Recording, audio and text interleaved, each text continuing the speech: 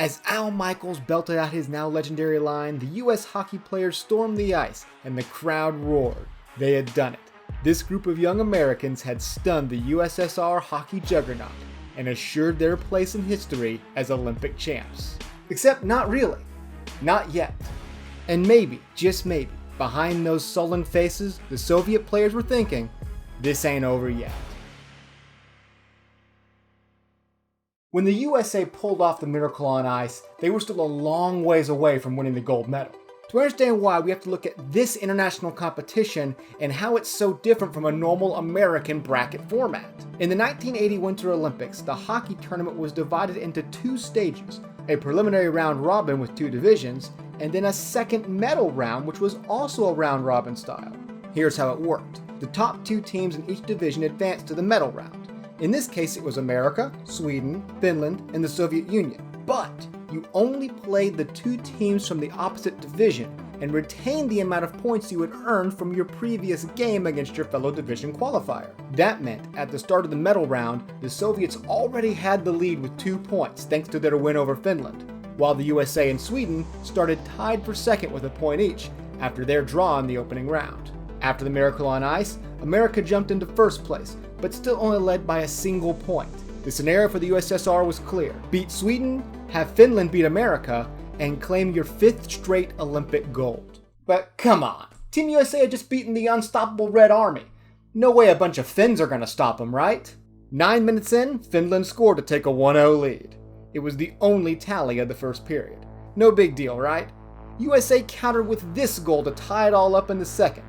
Less than 2 minutes later, Finland struck right back on the power play. 2-1 for the boys in blue and white.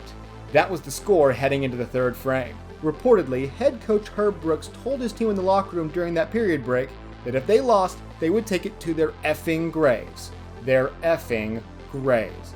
That probably would have given Miracle an R rating had they included that. But his point is clear, because no one on earth is expecting the Soviets to lose later in the day to Sweden. In fact, they're about to roll Tre Kronor 9-2.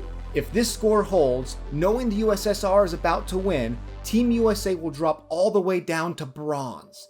The miracle on ice will be a footnote, perhaps a cautionary tale of hubris, of counting your chickens before they hatch, a Pyrrhic victory undone by a dismal third-place finish.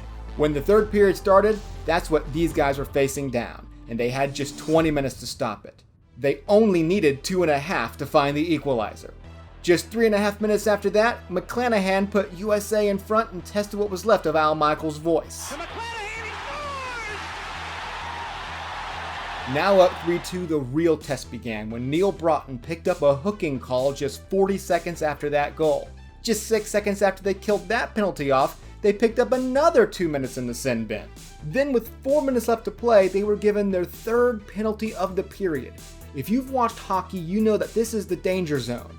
You're tired, you've been playing with a man down for too long, and your desperate opponent is ready. Instead, Johnson absolutely willed this goal past Jorma Valtonen, putting this game on ice. The final 3 minutes wound down. The crowd cheered, although not quite as maniacally as they had 2 days before. The clock hit 0, and the Americans were now officially gold medal champs. And now, it's over. Fun fact, did you know that anyone who says they watched the Miracle on Ice live is actually wrong? I mean, unless they were in the stadium at Lake Placid or in the production truck, the entire country actually watched the game on tape delay that night. And a lot of people had the results spoiled through radio reports, local news.